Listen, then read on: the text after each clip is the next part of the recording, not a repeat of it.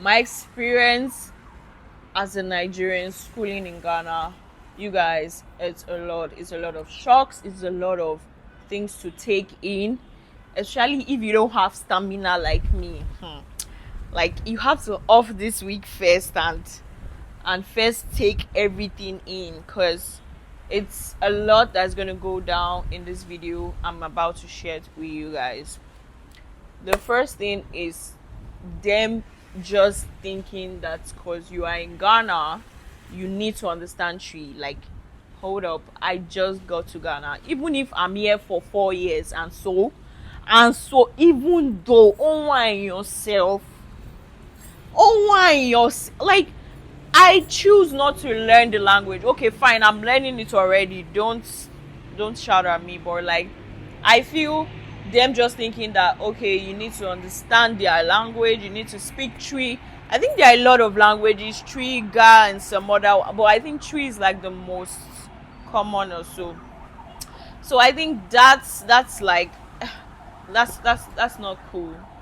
Then the other one is the accent. Nigeria and Ghana, we have some accents.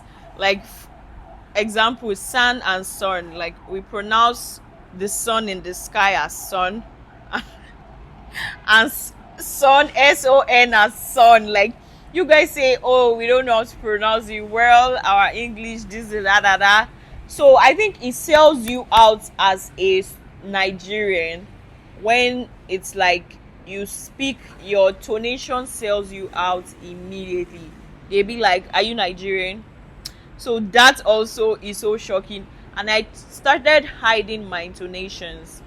I started talking more of Ghanaian than Nigerian, because it's a easy sellout. Like, why are you knowing I'm Nigerian immediately with my tonation? No, no, no, you can't get it easy that way.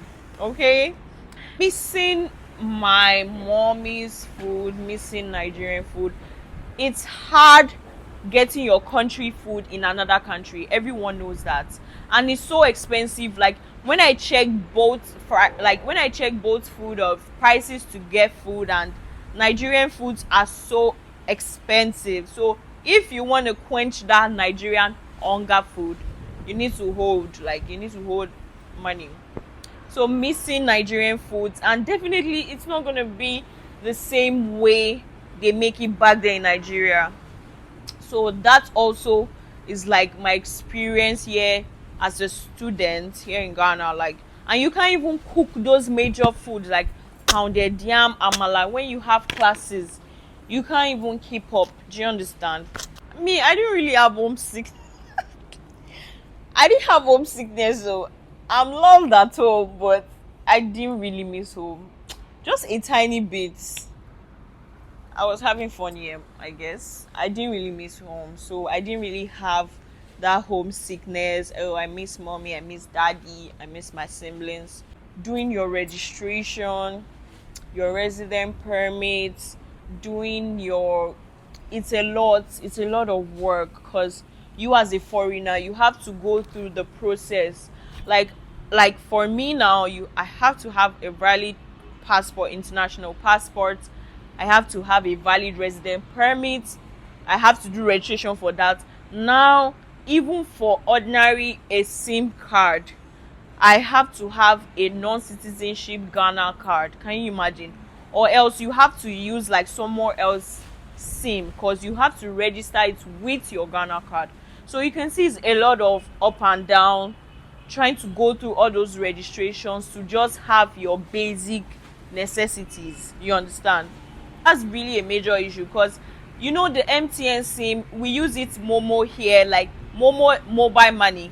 So we use the mobile money to send and receive money, and that's how we live. Like, we need money to feed and do some stuff. So like, this MTN SIM is like a necessity. Like MTN, Vodafone, Telecel, anyone, you need it. Managing finances and the currency exchange, like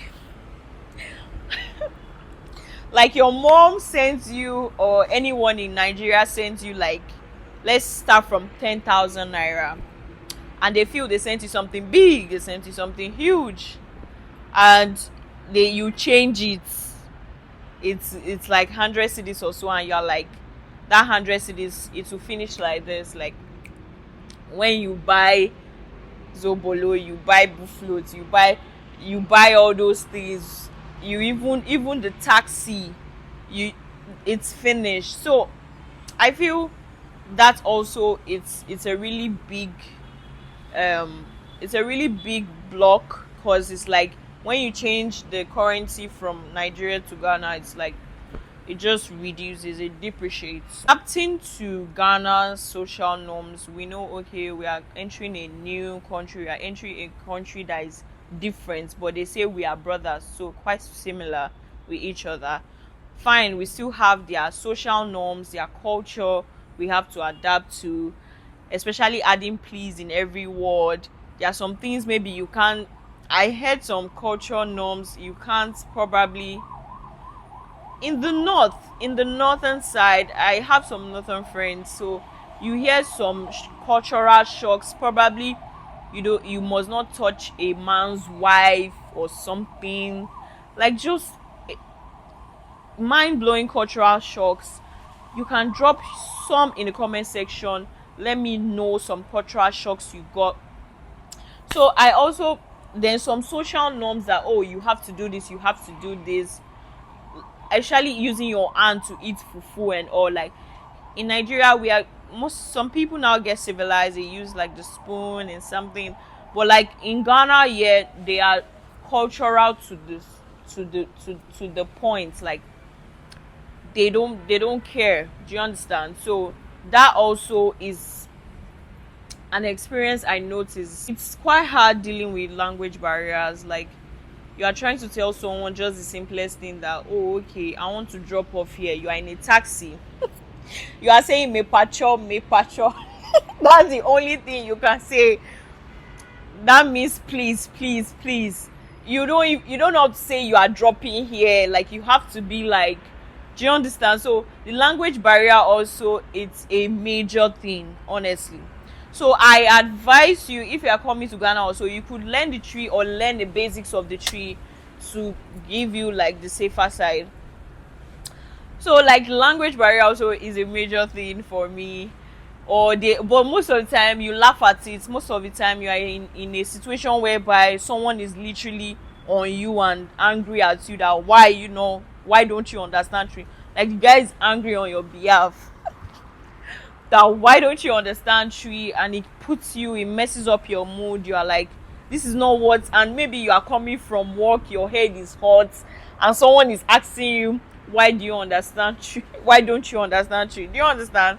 So like it also like messes up your mood sometimes. Why sometimes some people just laugh it off. The health care in here in Ghana, you need your NHIS, and also to have your NHIS, I think you need your Ghana card or something. Like, so it's like, oh, I've not really had major sickness here in Ghana, because when I think of all that process, I get well fast. I swear to God, I get like I get very like, cause when you think of, oh, you have to pay this, you have to buy this for only consultation. Say, doctor, what's wrong with me? You go pay as well. Like kilo shele, why?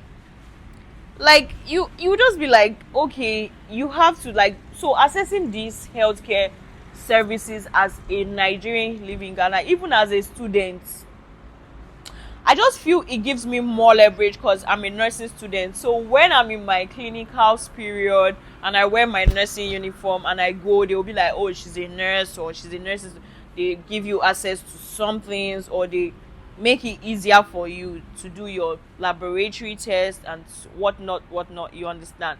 Lights and the internet has been messing up recently, but I still give you guys on it. You are still not like Nigerians. Like in Nigeria, they just take the light anytime, and the internet too is quite poor.